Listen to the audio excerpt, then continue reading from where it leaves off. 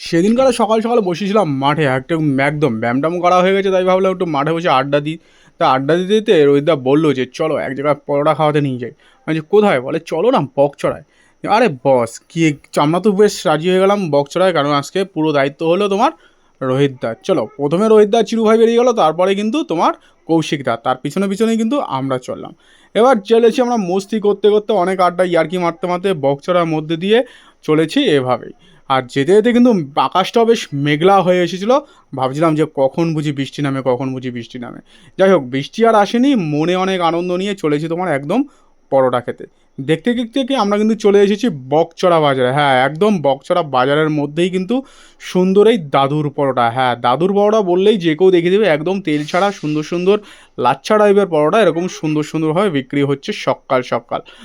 দোকানের টাইমিং হলো সকাল 7:30 থেকে দুপুর তোমার 11টা পর্যন্ত পাবে। আর এরকম দেখে তোমার কড়াই ভর্তি করা ডাল ওই 11টার মধ্যেই জাস্ট হাফিস হয়ে যায়।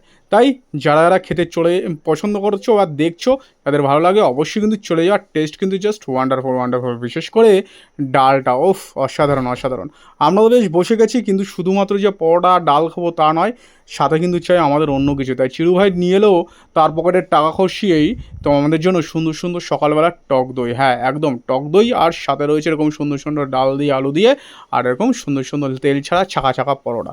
ব্যাস, আমরা তো খেতে আনন্দ করে দিয়েছি, আর শুরু হয়ে গেছে সাথে আড্ডা টাড্ডা। সকালবেলা এক কামড় তোমার ব্যায়াম করে ফেলার পরে, তারপরে যখন আমাদের শরীরে অনেক খিদা পায়, তখন আমরা মাঝে মাঝেই কিন্তু এরকম খাওয়ান দাওয়ানোর জন্য চলে যাই ওর দোকানে। যার যে যে এক একজন এক এক রকম কিন্তু ঠিকানাই দিয়ে দেয়। আজকে ঠিকানা দিয়েছিল রোহিত দ্বারে, দেখতে দেখতে কিন্তু তোমার চিরু ভাই টক দইও নিয়ে এসেছিলো। আমি বেশ পরোটাটা নাচিয়ে নাচিয়ে দেখিয়ে দিলাম কতটা তুলতুলে কতটা ফুল ফুলে, বেশ যাই বলে বস নরম নরম ছিল কিন্তু। যাই হোক, এরপরের দিনও অন্য একদিন যাওয়া যাবে আবার এখানে, কারণ ওই দিন সব পার্টনাররা এসে পারেনি, তাই কিন্তু আমাদের অন্য দিনও যেতে হবে। যাই হোক, আমি কিন্তু বেশ সুন্দর করে খাওয়া দাওয়া শুরু করছি। কৌশিকদার কিন্তু জাস্ট অসাধারণ লাগলো, বিশেষ করে প্রীতম ভাইয়েরও কিন্তু অসাধারণ লেগেছিলো এই ডালটা। আমি বেশ কী করলাম, আমি তো বেশ দুটো দই ছাটিয়ে দিলাম, কারণ একটা দইতে আমার হবে না। তাই পরোটার সাথে সাথে খুলে ফেললাম এরকম সুন্দরের দইয়ের প্যাকেটটা। তাই প্যাকেটটা খুলেই প্রথমেই চালান করে দিলাম আমার মুখে, এরকম সুন্দর দেখে দই। আর দই দিয়ে পরোটা দিয়ে ডাল দিয়ে জাস্ট অসাধারণ লাগছিলো।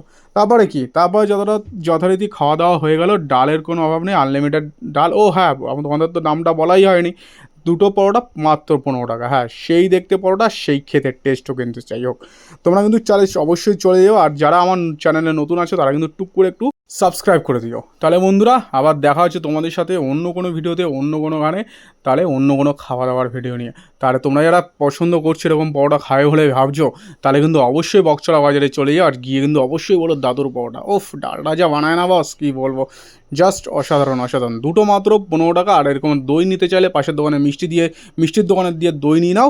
যাই হোক, আমি ওটা খাওয়ার পরে আরেকটা দই নিয়ে নিয়েছি। এবার আমরা রেডি হয়ে গেছি বাড়িতে আসার জন্য। চলো বন্ধুরা, তাহলে নেক্সট ভিডিওতে দেখা হচ্ছে, টাটা।